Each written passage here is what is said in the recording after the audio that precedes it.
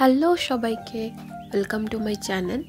And আজকে দেখাবো একটা মন্দির না, ঠিক আশ্রমই বলে, এটা পাগলা বাবার আশ্রম। সবার প্রথমে আমি লিখে দিয়েছি। অ্যান্ড তোমরা আমার আগের ভিডিওতে দেখেছো যে আমি ইন্টার্নশিপের জন্য গেছিলাম কোকড়াঝাড়। দেন ওখান থেকে ফেরার পথে এই মন্দিরটা পড়ে আর কি, পাগলা বাবার আশ্রম। আমার সব বন্ধুরা এটা বহুদিন আগে ঘুরে বেরিয়েছে, বাট আমারই একমাত্র ঘোরা হয়নি।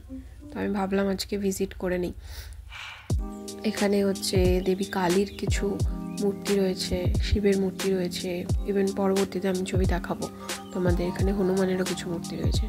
চারপাশটা বেশ সুন্দর ছিল। আমরা আর আশ্রমের ভেতরটায় ঢুকিনি সেই সময়। চারপাশটা, মন্দিরটাতে কাজও চলছে, এখনও ঠিকঠাক মতন হয়নি, বড় করে বেশ মন্দিরটা গঠনের কাজ চলছে চারপাশে, তাই অনেক বালু টালু ফেলা দেখবে। মন্দিরের গেটটাও এখনো সেভাবে হয়ে ওঠেনি। বাইরের সাইডে এই যে এখানটায় আমাদের হনুমান মন্দিরটা আছে, যে দেখা যাচ্ছে। বাইরে থেকে যতটা ক্লিপ নেওয়া সম্ভব হয়েছে আর কি, কারণ ভিতরে তো যেতে পারিনি। অ্যান্ড এই হচ্ছে বোল্যান্ড টেরিটোরিয়াল কাউন্সিল। ইভেন এখানে সামনে আমরা অনেক রকমের ওয়াল পেন্টিং দেখছিলাম, খুবই সুন্দর দেখতে লাগছিল। জাস্ট জায়গাটাই অন্যরকম ছিল। এটা খুব পাশেই পড়ে একদম, বেশ ফাঁকা ছিল, কোনো মানুষজন খুব একটা ছিল না। আমরা 2-4টে ছবি ক্লিক করে চলে এসেছি আর কি ওখান থেকে। এখানে অ্যাটমসফিয়ার খুবই সুন্দর ছিল, ফটো তোলার জন্য খুবই ভালো একটা পরিবেশ।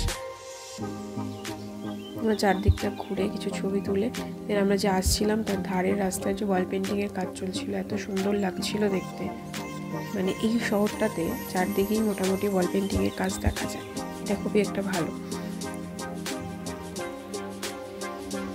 সামনেই দেখতে পারবে যেখানে আর্টিস্টরা কাজ করছে।